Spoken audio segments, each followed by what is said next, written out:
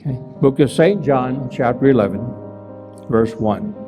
Now a certain man was sick, named Lazarus, of Bethany, the town of Mary. Now Mary at this time was 16 years old, and her sister Martha. Martha was 14 years old. It was that Mary which anointed the Lord with ointment and wiped his face with her hair, whose brother Lazarus was sick.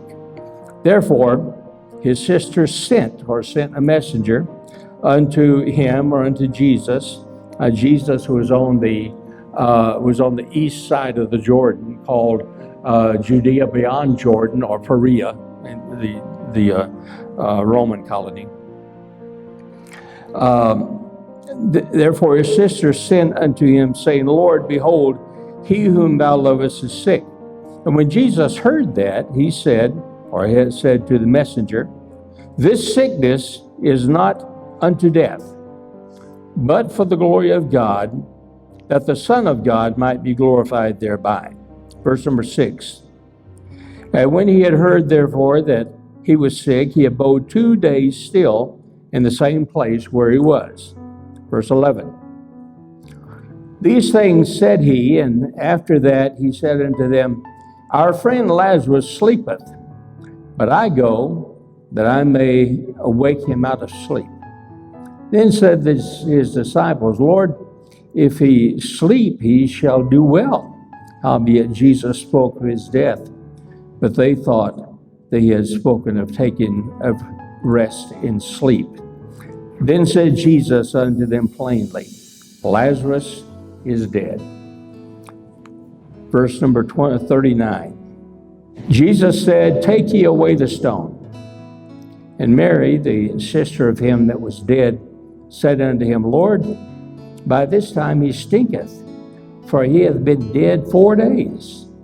And Jesus said unto her, said I not unto thee that if thou wouldest believe, thou shouldst see the glory of God? Then they took away the stone from the place where the dead was laid.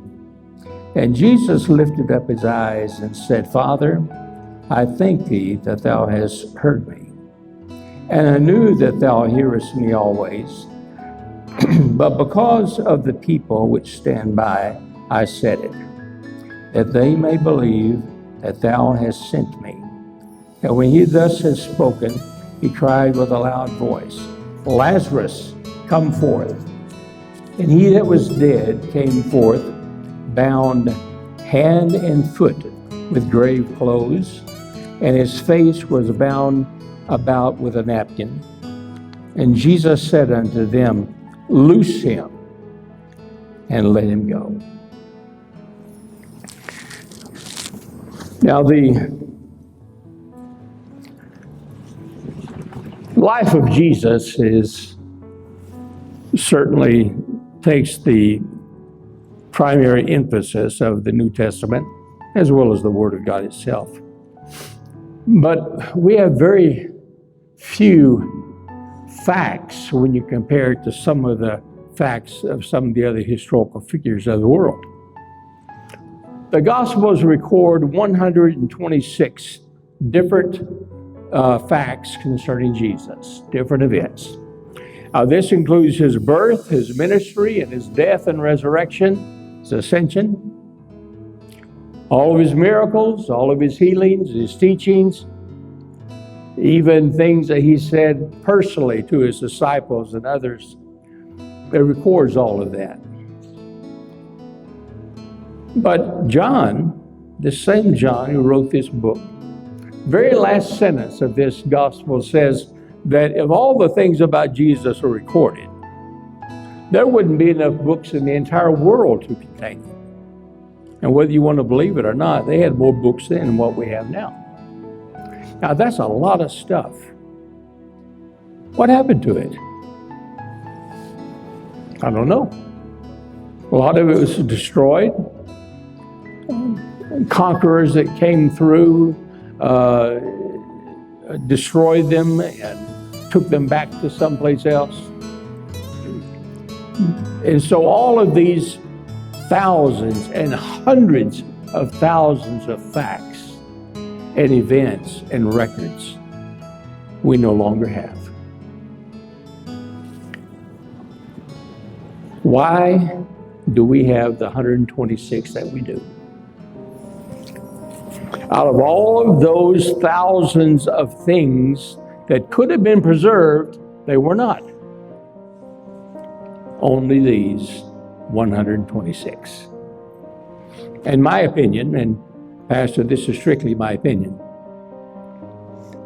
I think God the Father chose to put His protection upon these because these are the ones that He knew that we would need to live by in this 21st century.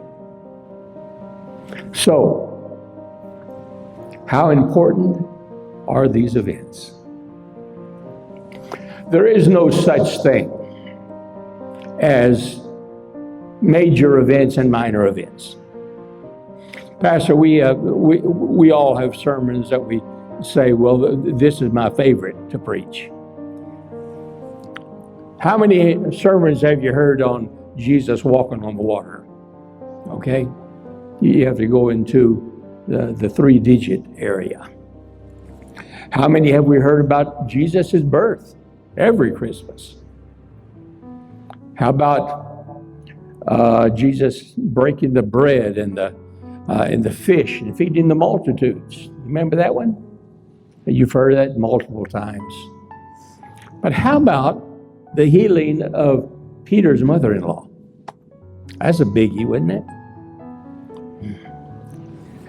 Many times on that one, we just kind of look at it and say, okay, I know what happened there. Now let's get to something important. And go on down. Or how about this one? When Pilate mixed the blood of the Galileans with the sacrifice. You've heard that multiple times, right? No. But it's in here.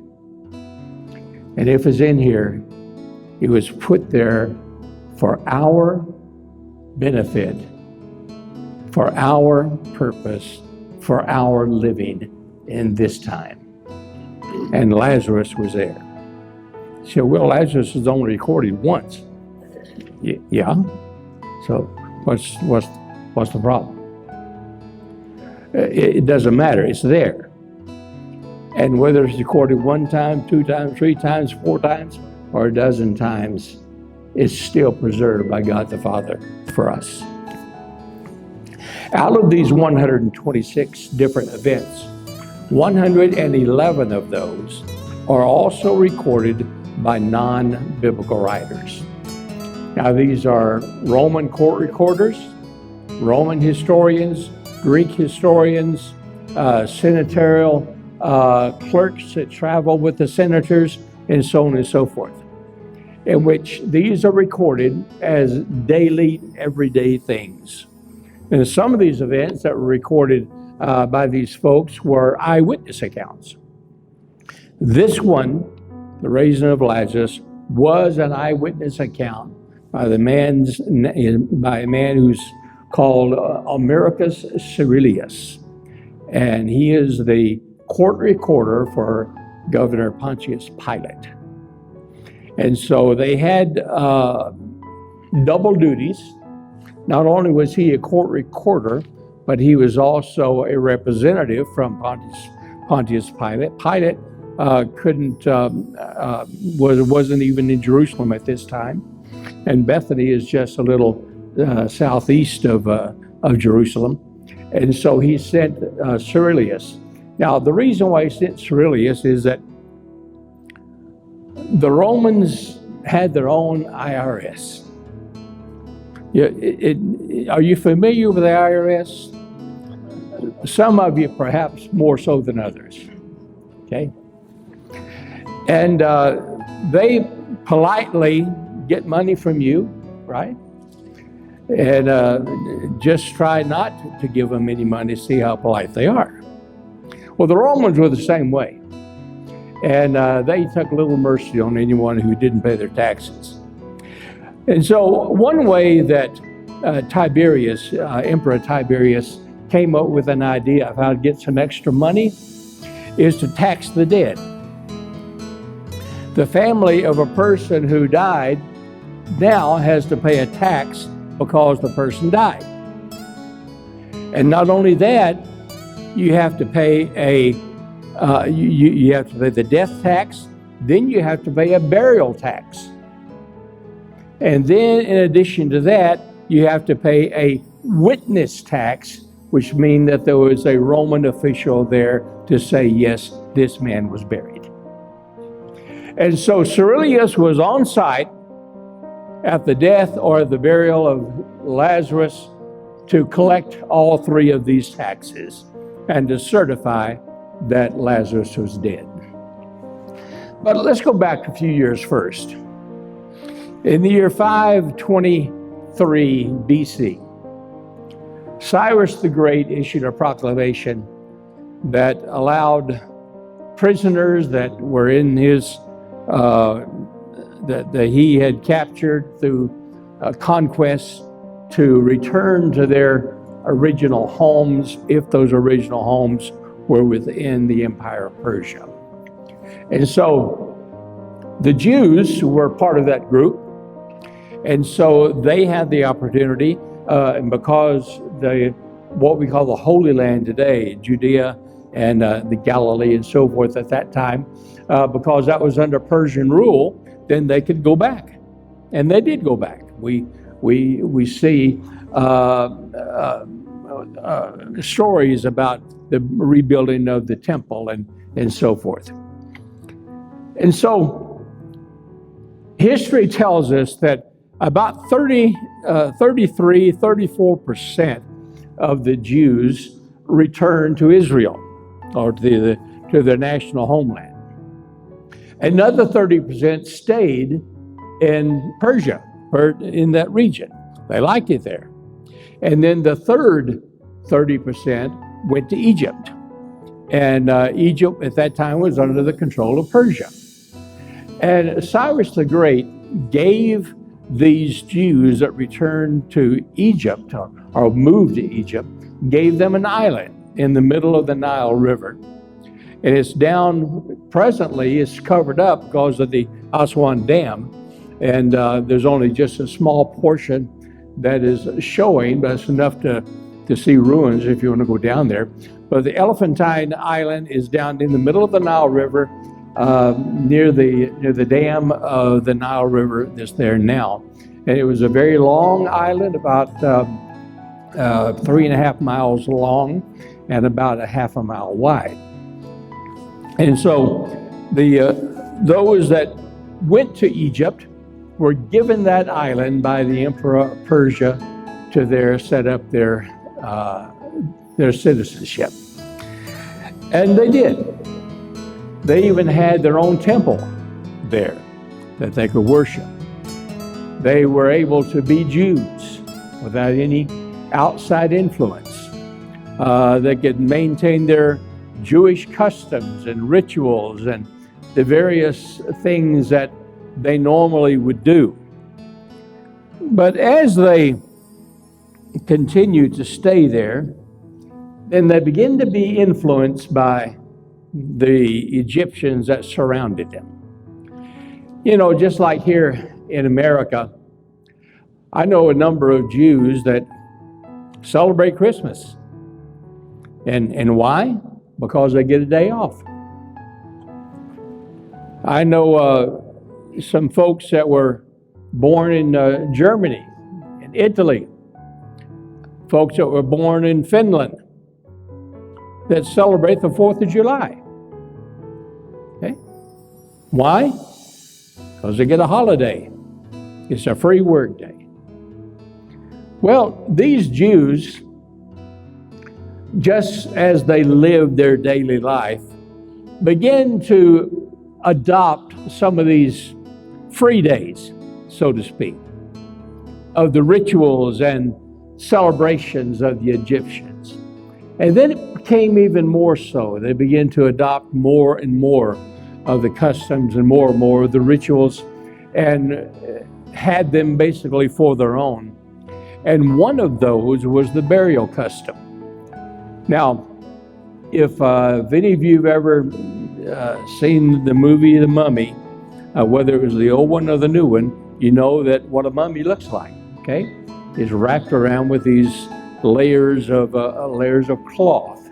And so the Egyptian Jews adopted that type of burial process. Now, the typical Jews that were living at that time, they would normally bury a person who died within 24 hours, but not these guys.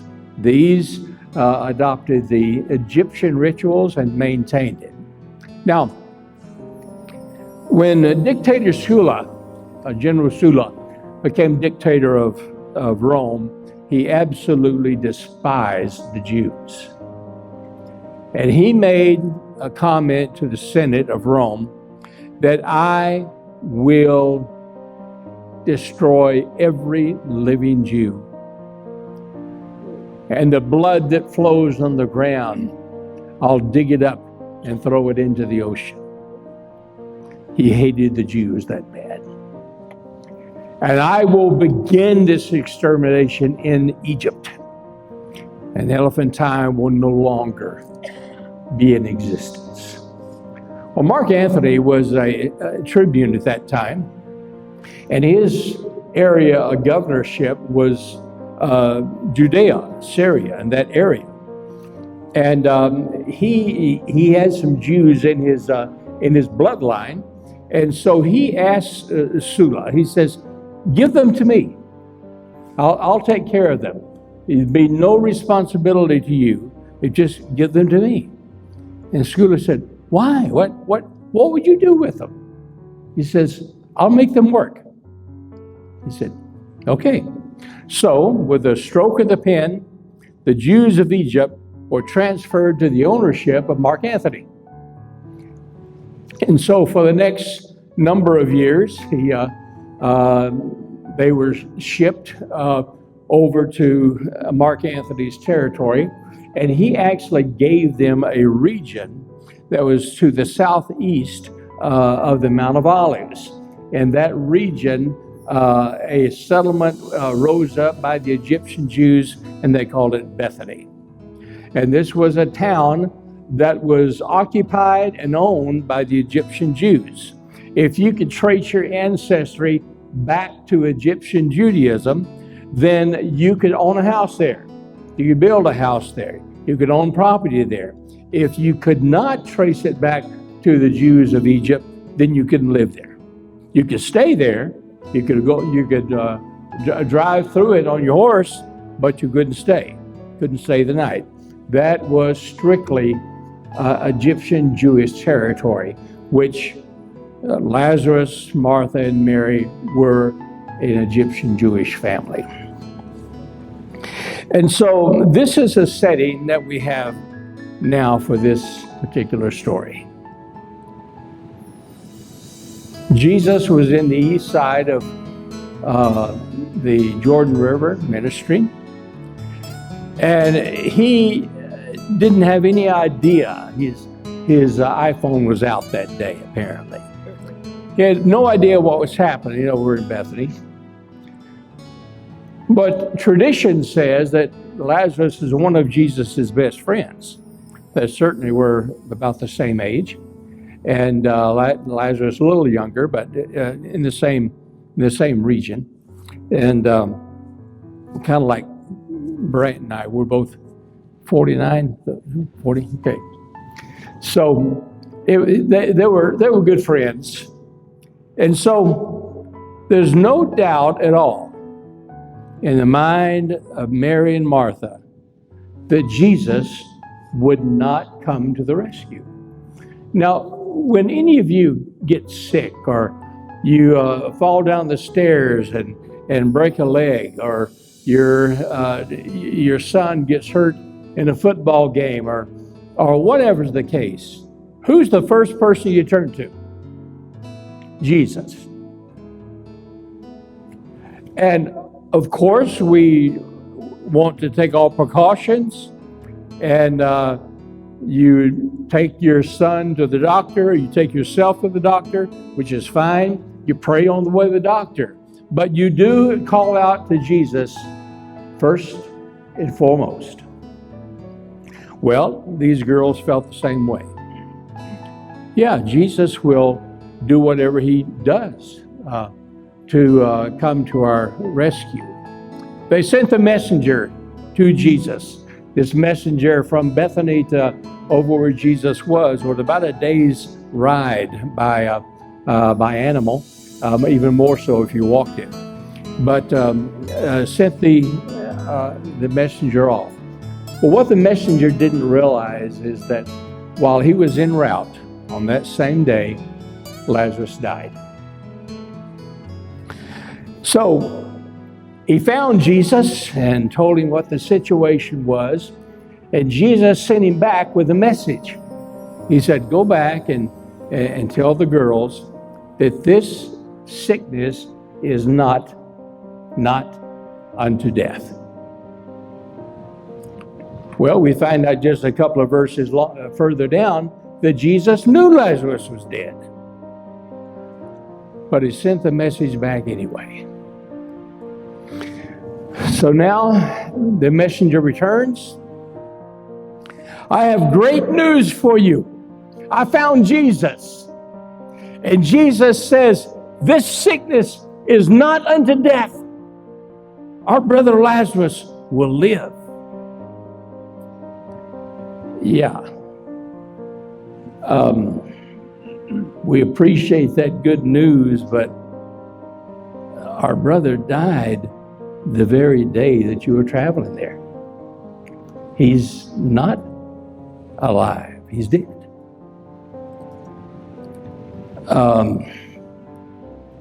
By the way, where is Jesus? Well, he didn't come with me. Well, is he coming? He didn't say he was. But he's our hope. Well, he didn't come. Is he going to do anything about this? I don't know. He didn't say. Sometimes in our lives we maybe feel the same thing. Lord, I need you to respond by 5 o'clock today. And if you don't do it by 5 o'clock, my world is dead. Well, at 7 o'clock, we're crying our eyes out because 5 o'clock came and nothing happened. But guess what? In heaven, there's no calendar or watch. There's just God's will. And we cry out to him, say, Lord, I'm ruined, totally and completely ruined. Not enough to turn my back on you, but I'm just very disappointed. Didn't you understand the predicament that I was in? Don't you understand now that everything is going to change? Everything is going to fall apart. Why didn't you come when we needed you most? And there's total silence.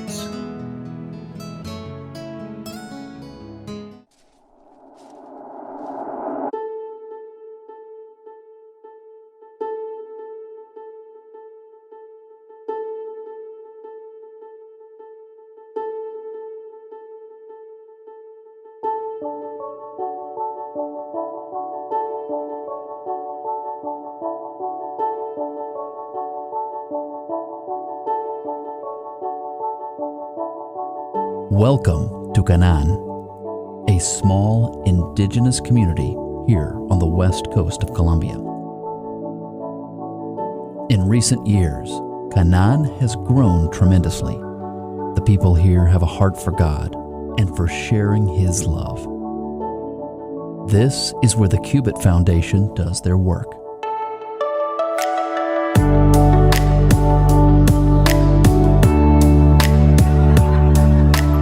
Over the years, Cubit has worked on developing the community in many ways, and by doing so, they've developed personal relationships and bonds that will last a lifetime.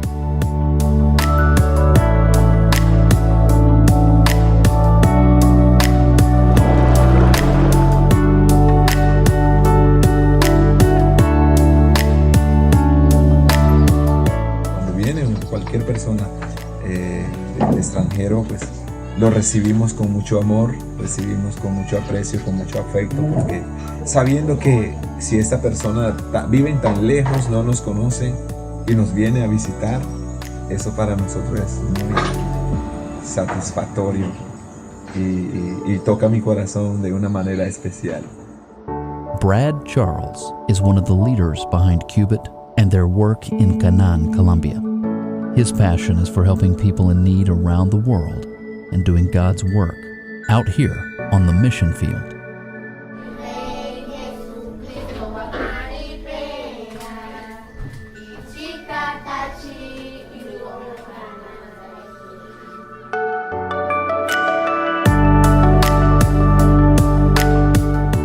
The Cubit Foundation has done some incredible work here thus far, and God's presence is truly evident.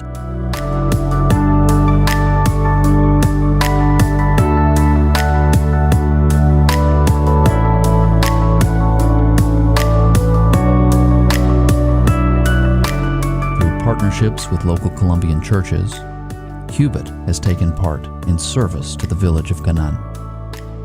And with your help, Cubit will continue to serve them and many more around the world. When people give to Cubit, I want them to go. I want them to go with me. And I want them to experience this.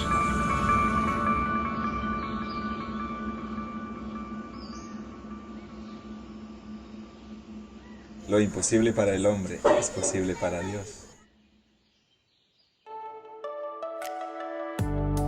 To find out more and to become a part of what Cubit is doing here in Colombia, log on to cubitfoundation.org. That's cubitfoundation.org.